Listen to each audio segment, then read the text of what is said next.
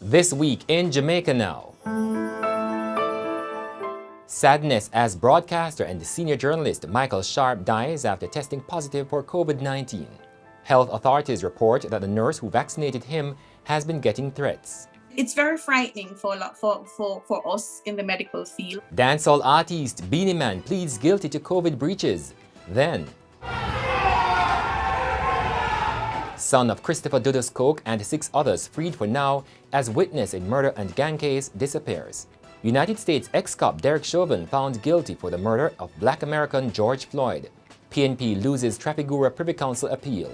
Why the Prime Minister's wife received a battering on Twitter this week. And Ring the knife, I'm gonna try it and so come on. how a Trelawney woman was attacked and stabbed after ending a relationship with her ex-lover.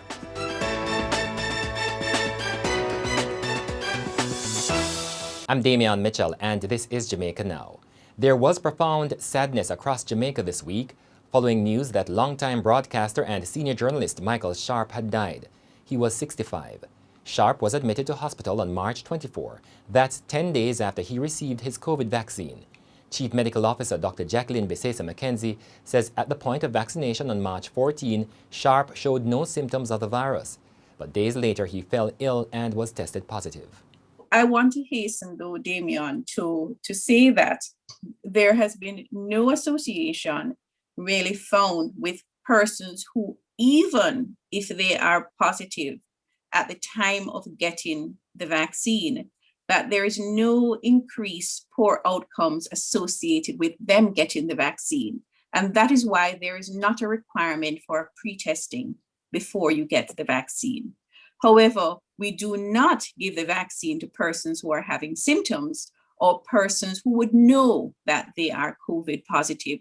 Sharpe was a news operations manager at the Jamaica News Network, JNN, a member of the Jamaica Gleaner Communications Group. He joined Radio Jamaica in 1983. His death has left his JNN staff in shock. I've never met anybody with his heart before. He's a troublemaker. His heart is golden, literally.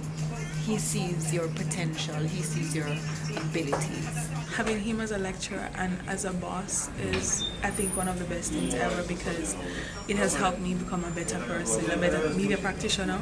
Meanwhile, the CMO says the nurse who vaccinated Mr. Sharpe has been receiving threats. Persons would have taken it upon themselves to call her, to WhatsApp her. And it's very frightening for us in the medical field. We have to deal with a lot of things. And many times there are poor outcomes of patients that would have passed through our hands. But I want to assure the Jamaican population that we always try to do our best. Jamaica this week recorded the lowest number of COVID-19 cases in 8 weeks. On Tuesday, for example, the rate moved from a high of 42% to 15.7%. Health Minister Dr. Christopher Tufton says it means the containment measures have been working, but he is warning against complacency. We certainly hope that this will continue, given the extent and the impact of the surge that we have had in recent times. 3 members of the Coke clan and 4 co-accused have been conditionally freed of murder and gang-related charges. It happened after High Court Judge Justice Leighton Pusey upheld a conditional nolle prosequi submitted by the prosecution. Andrew Coke, Lanchester Coke, Michael Coke, Aisha Jones, David Biggs, Delmarco Cephas, and Wayne Page had been in custody pending trial for the 2018 murder of gangster Patrick Davis. The 7 were also to be tried for participating in a criminal organization. The Cokes are relatives of convicted drug lord Christopher Dudus Coke, who is in the United States serving prison time. The Director of Public Prosecutions moved to enter the conditional nolle prosequi on the grounds that the witnesses in the case could not be located. If this changes, the matter could, however, be relisted for trial. The public interest is very important in that it cannot be that anybody out there must feel that when the matter is coming for trial, all you have to do is intimidate the witness and then the witness disappears. That is not in the public interest, because once a crime has been committed, the police have reasonable cause to suspect that they have gathered evidence, then the public interest and their belief in the credibility of the administration of justice will be enhanced by the fact that they see matters coming before the court and they are properly ventilated and somebody is found guilty or innocent. Meanwhile, Coke supporters flocked sections of downtown Kingston on Thursday to celebrate the development.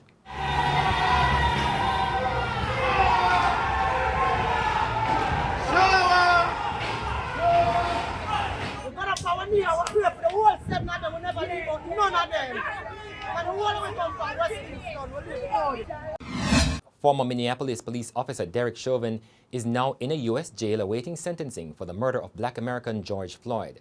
He's to be sentenced in another 8 weeks. On Tuesday, Chauvin was convicted of second-degree unintentional murder, third-degree murder, and second-degree manslaughter. The death of George Floyd had triggered worldwide protests, violence, and furious re-examination of racism and policing in the U.S. The jury reached its verdict Tuesday after deliberating for 10 hours over 2 days. Floyd died last May after Chauvin, a white police officer, pinned his knee on the neck of the 46-year-old man for about 9.5 minutes. The 5 functionaries of the People's National Party, PNP, in the Trafigura bribery case are now awaiting word on the date they will have to appear in court to answer questions from Dutch authorities. This week, the UK-based Privy Council ruled that they will have to testify in open court in the Trafigura bribery case after the Privy Council on Tuesday upheld the ruling of local courts. Former Prime Minister and former PNP President Portia Simpson Miller, former Chairman Robert Pickersgill, the current Chairman Philip Paulwell, former General Secretary Colin Campbell, and businessman Norton Hines are the persons to testify. The Privy Council judges handed down their decision just over 6 weeks after hearing submissions on March 1 from attorneys for the Office of the Director of Public Prosecutions and PNP officials. The DPP is Jamaica's designated central authority for mutual assistance matters and in this matter acts on behalf of the Dutch investigators probing a 2006 donation of $31 million to the PNP by Trafigura Beheer. Dutch firms are prohibited from making donations to foreign governments. The financial contribution was made while Jamaica, under the leadership of the Simpson-Miller administration, had an oil lifting contract with Trafigura. A tweet from government lawmaker Juliet Holness that violence in Jamaica should not be analyzed through partisan and gender perspectives has triggered intense criticisms by many on social media. Except for Gender Affairs Minister Olivia Grange, it was the first major comment from a female parliamentarian of the ruling Jamaica Labour Party since their colleague MP George Wright became ensnared in an assault scandal threatening his Gordon House membership. Holness, the MP for St. Andrew East Rural and wife of Prime Minister Andrew Holness, argued on Twitter Tuesday that focusing on gender was not helpful in addressing the country's violence problems. Quote, "We need to stop seeing acts of violence in a partisan or gender-specific way so we can address the root of our problem, which continues to affect every class, race, gender, political, or sexual orientation," end quote, she tweeted. Mrs. Holness's comments came almost simultaneous with the Prime Minister's statement in Parliament in which he reaffirmed his administration's intention for specific measures to respond to gender-based violence. Dancehall entertainer Beenie Man has pleaded guilty to breaching the Disaster Risk Management Act. He is to be sentenced on May 17 in the St. Elizabeth Parish Court. On Tuesday, Beenie Man, whose real name is Moses Davis, pleaded not guilty to breaching the Noise Abatement Act. That offense was dismissed. The 47-year-old international dancehall star was charged by the Black River Police last December for hosting an illegal party at a location in Shrewsbury District, St. Elizabeth, on Sunday, November 29, 2020. The outcome of the case all right because I never want to get charged for the music. See it and wish I never get charged for the music. But them say the gathering under the COVID law is against the law, you know. I don't want nobody to say me above the law, you see. So, yeah. So I have to deal with that, right? And make Jamaica feel safe and let people know say we are with them. And that's it for this edition of Jamaica Now, your weekly review of the big news stories. Send us your comments at onlinefeedback@gleanerjm.com. Follow us on Twitter and Instagram at Jamaica Gleaner and on Facebook at Gleaner Jamaica. Like this video on our YouTube page, subscribe today and turn on your notifications. I'm Damian Mitchell, and before we go, how 23-year-old Stephina Ralston, now recovering from an attack by her ex-lover, recounts her ordeal in a violent relationship that almost resulted in her death. The attacker remains on the run after he wounded Ralston at a community shop when she again turned down his request to resume their broken relationship. I see him come on, he will stand up, I have on 2 shirts. So I say, then in my mind, say, Father God, I'm dead now. I see him have on a 2 shirt. You understand? So I say, make up your mind now. But then I know, so I take out the knife, him push me, I go, you diss me. Him stop me first, right? Yes, so after him say the first speech, push me, I go kill you.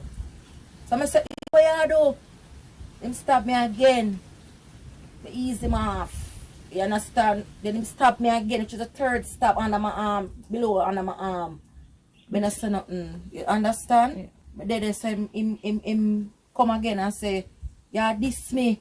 After him say, you diss me, him cut my belly side. And I stab me, you know, cut it. So after him cut the belly side now, him jammed on the knife in it. So after him jammed the knife, I say, you're going to kill me. Him ring the knife, I'm going to try it to come out. So same time I see him leg on, drop the knife, and start about him business. Start lose blood. So then I start, I get weak, I start to stagger and a drop. So I say, Father God, no, I didn't know. So I just have me start get some people start out there start getting things to tie my belly side. So the time I tie my belly side, kind of feel like better. Because I tell them I try, you know, getting up here. But person never really like affect me, but I just try to so my belly side open up. So I did it, I'm on the veranda, and I said, I can't go to the hospital, and I got dead and I'm out of breath. But just want the government, please, even if I mean get him in prison, everywhere I go, him find me. Everywhere I go, star, if this man find me.